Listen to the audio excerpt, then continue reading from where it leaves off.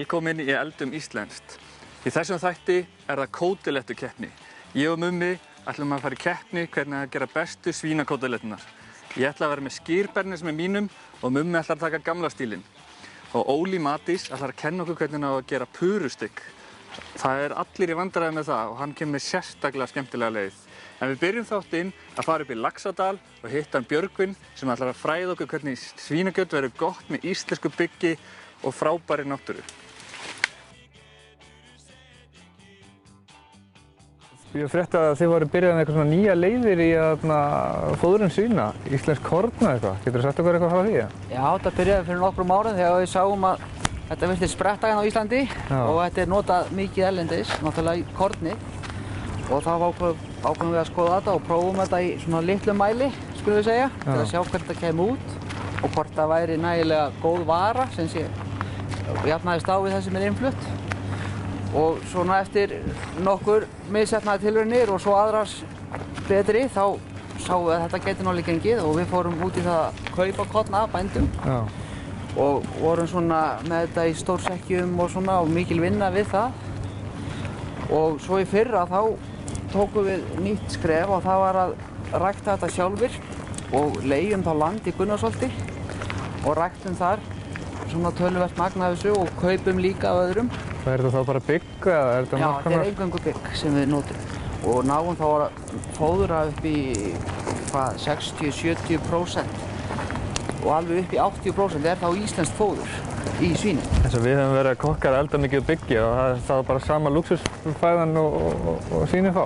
Já, nákvæmlega. Þetta bara íslenskt bygg, engin eiturefni og engin hjálparefni, bara algjörlega, sem maður segir, eins lífrænt og það getur orðið í þessu.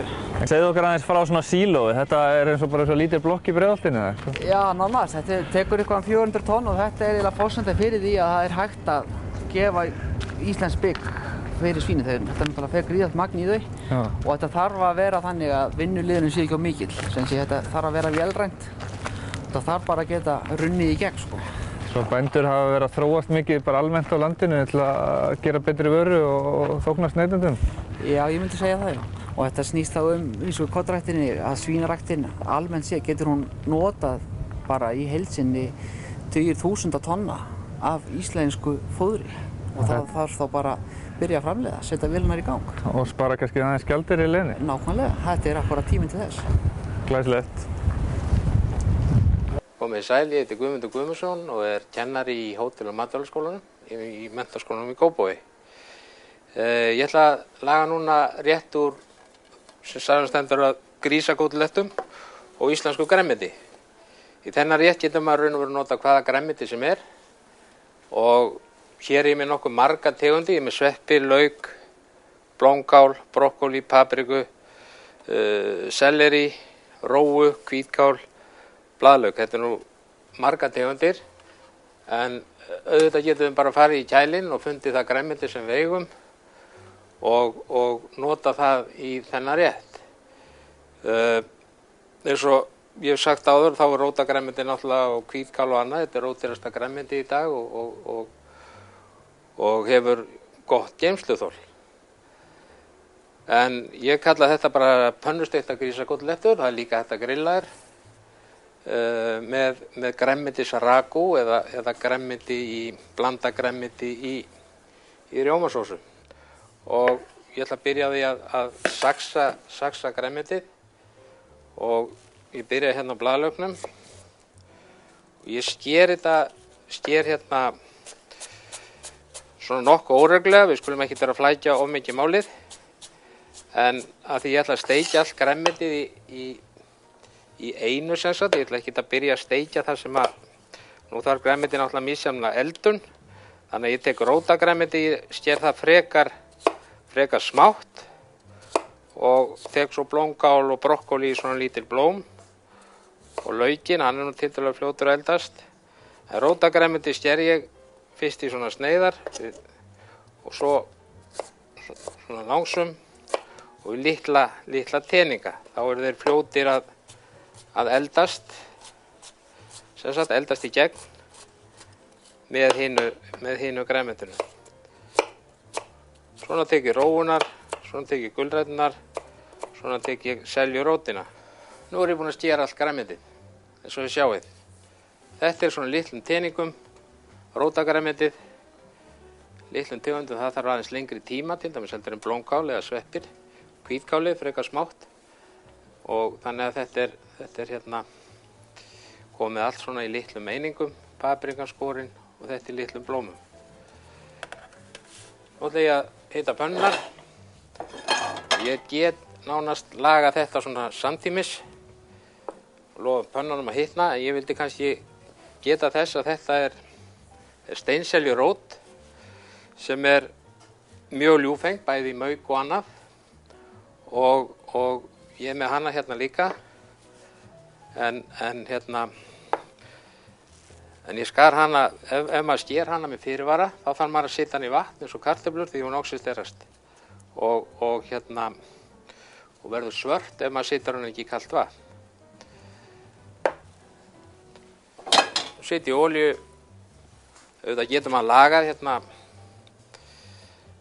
maður getur lagað grænmetisraku aðeins og undan áður en maður steikir kótilettuna.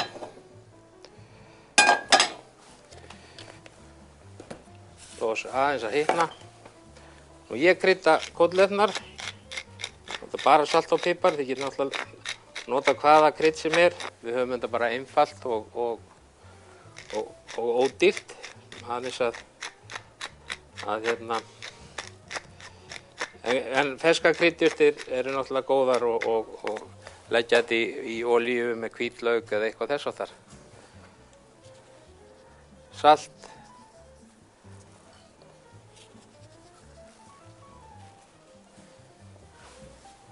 Sýnist mér pönnuna vera orðnar vel heitar. Setjum kótilettunar á.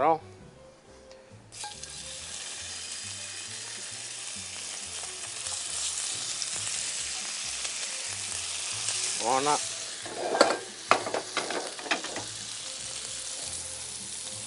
Síðan tökum við þetta. Ég er með smá timjan hérna sem ég nota á eftir. Og ég set bara allt grænmeti hérna.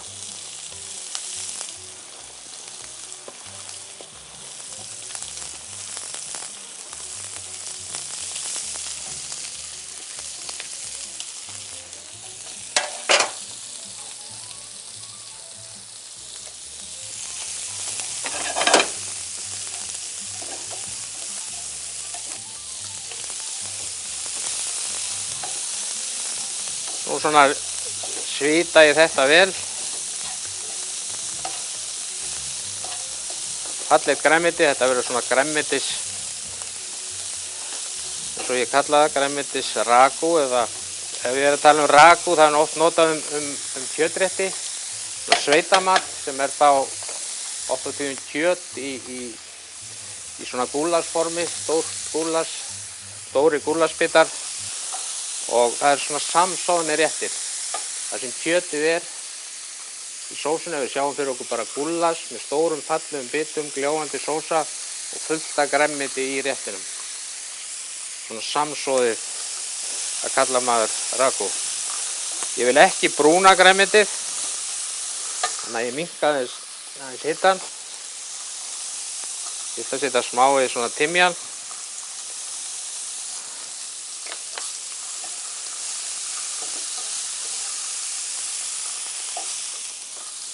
Kótilettan í henni við.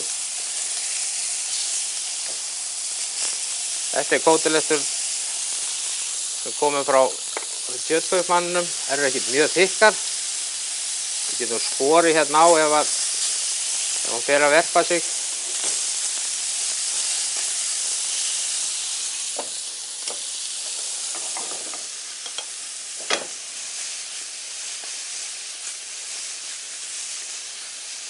Falleg blanda,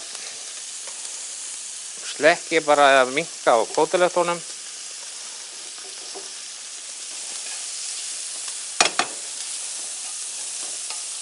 Ef maður vill, eins og ég sagði áðan, eitthvað annað krydd, þá getur maður bara hiklaust hérna nota það sem maður vill. Og grænmetistegundana þurfa náttúrulega ekki að vera svona rosalega margar, þannig að þetta svona undir því komið hvað við eigum og þá ætla ég bara að setja þetta upp á disk. Þetta fljótgert, maður getur undirbúið skurðinn á þessu með góðum fyrirvara. Búin að þessu í hádeginu og marinera kótilettuna til dæmis og síðan ekkert annað en að slá þessu saman á meðan maður spjallar við gestina. Skeið, þetta ekki best ég smakka aðeins á þessu.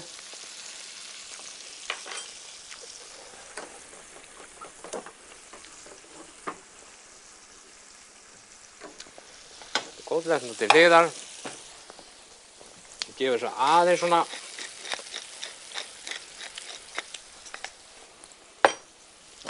Svo alltaf spurning, vill maður hafa grænmeti aðeins stökkt, eða ekki? Voðalega gott. Nú auðvitað er grænmetið vítaminin, þau haldast vel í grænmetinu og það er gott að hafa það svona stökkt og fínt. Og þegar það til dæmis rófur og svona eins og brokkoli og rósinkál og svona, ef það fær of eldum þá verður það svona, kemur megn bragð í það. Og það missir svona þennan ferska sjarma sem það annars hefur. Svona.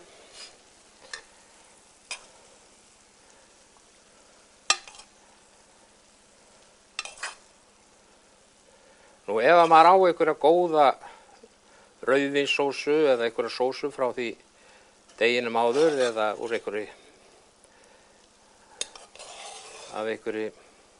bara venjulega góða kraftsósu.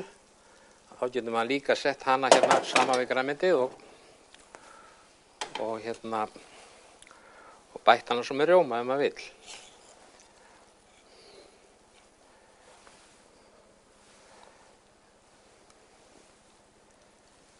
Svo setjum við svona smá grænmeti með, smá timjan.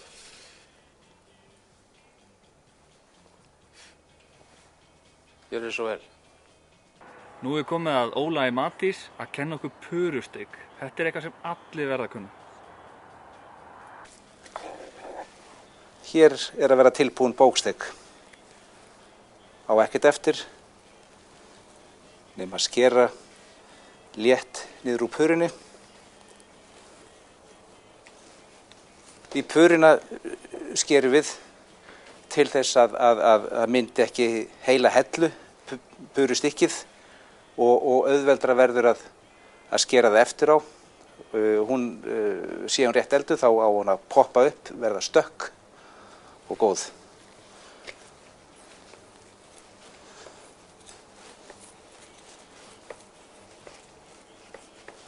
Við pössum að skera ekki ofan í kjötið, heldur aðeins niður úr purunni.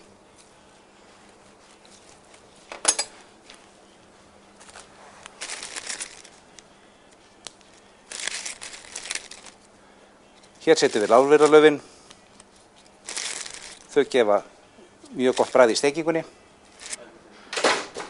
Við tökum negunaglana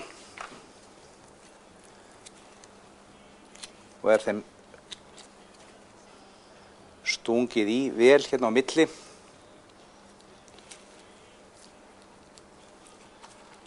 Það er eins og lárviðralaufið til að gefa bragð. Og að lokum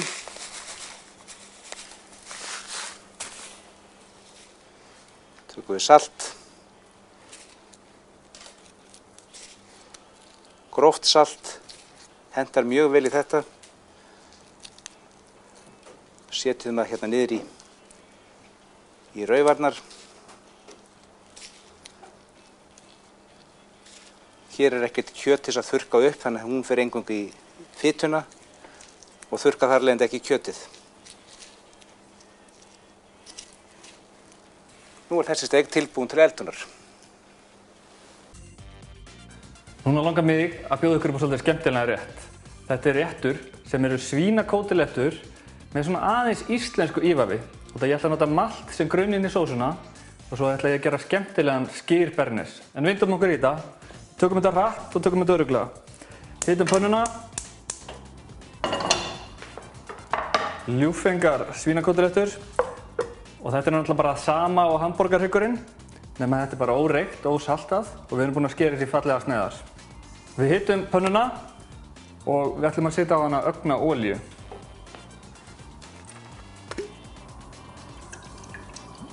Það töluverð fita á svínakótelettunum, svo það eftir að bráðna þess í. Þannig ef það of mikið fita, þá frekar hellum við hana af, en við viljum fá þetta svona skemmtilega brúningu á kjötið.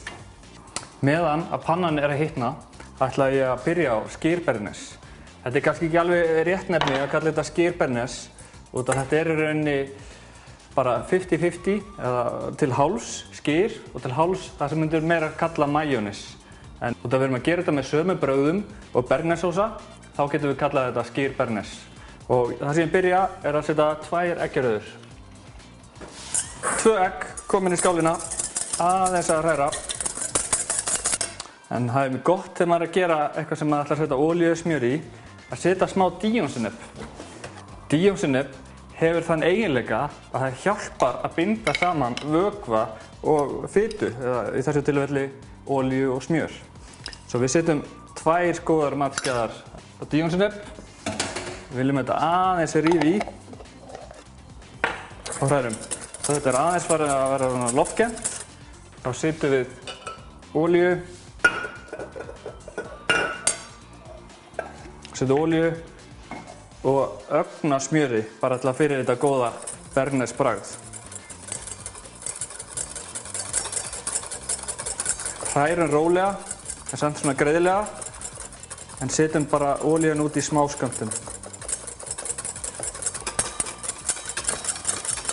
Þegar ég er búinn að setja ögna smjörinu, þá bæti ég við olíunni. Sumir vilja meina að hún sé hollari, en smjörið klikkar aldrei. Þá ætlum við að krydda þetta aðeins. Við ætlum að setja í þetta ögna hvítlauk, svona sirka hálft rif, svo aftur yfir. Svo finnst mér gott aðeins að merja hann. Það er ekki gott að fá mikið af hvítlauk svona ráum, sérstaklega ef maður vill fá koss kvöldið.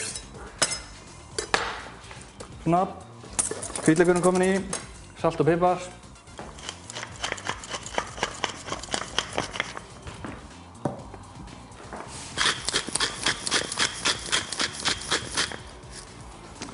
Hún það leynivopnið, próteingjafinn og hollistan. Lækkum aðeins pönnuna og hún að vera tilbúin í kjötið, en það að klára sósuna. Það skyr, en það svona sirka sett helminga skyr á móti grunninum. Það má vera minna, má vera meira, en hún verður náttúrulega helmingi hollari ef maður setur helminginn af skyri. Það má segja að þetta sé helmingi hollari en venjulegu bernes. Svo bara að hræra.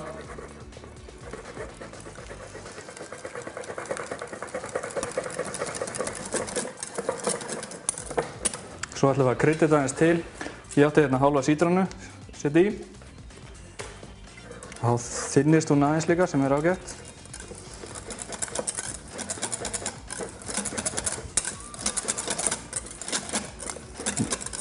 Þannig ef ykkur finnst hún of þunn eða of þykk, þá er náttúrulega annarkvort hægt að bæta meira skyri eða setja jafnvel bara vögn af vatni. En ég ætla að setja smá krydd í hana og ég ætla að taka smá kóríander, steinselju og þetta ég hérna með smá dillblóm.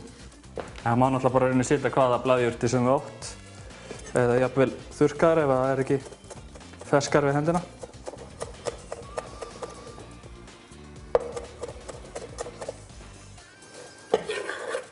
Það fyrir út í.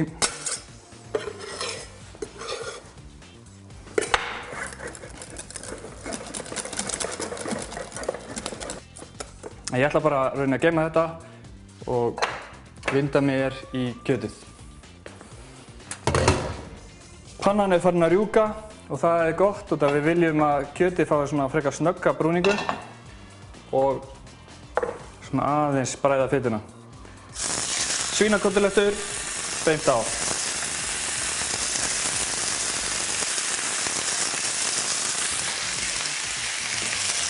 salt og pipar. Á.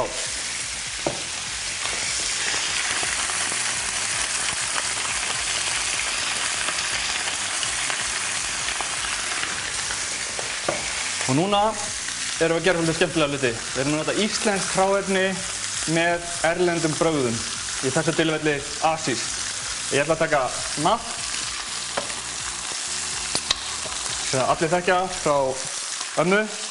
Ég ætla að taka sesamolíu og smá soja.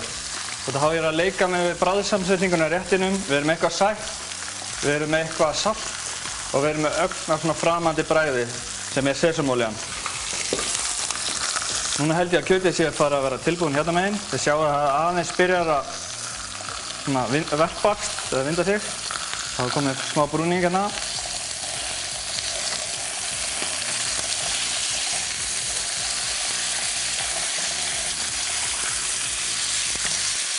Svona. Salt og pipar hérna megin.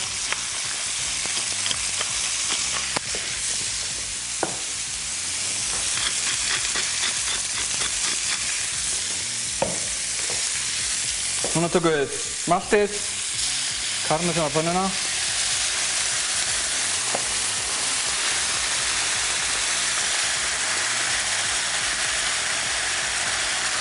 Ögn af soja.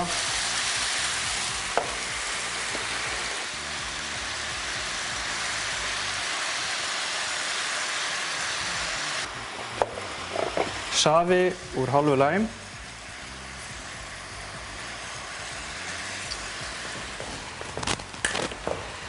Og ef við viljum ekstra svona læmbragð, þá er hægt að nota smá að börk líka, en það þarf ekki.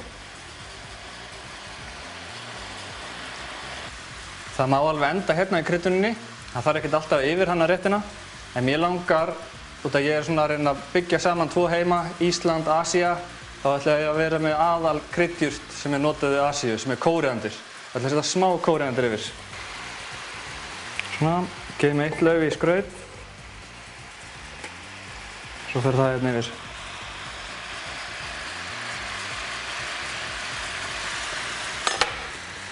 Núna er þessi skemmtilegi réttur að verða tilbúinn.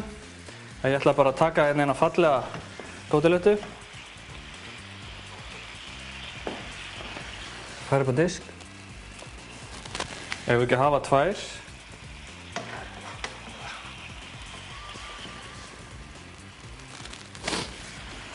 Svo setjum við smá skraut sem er bara spari, en það er ekkert að vera, það er bara gaman að gera það fyrst að maður er aðeins að monta sig hérna.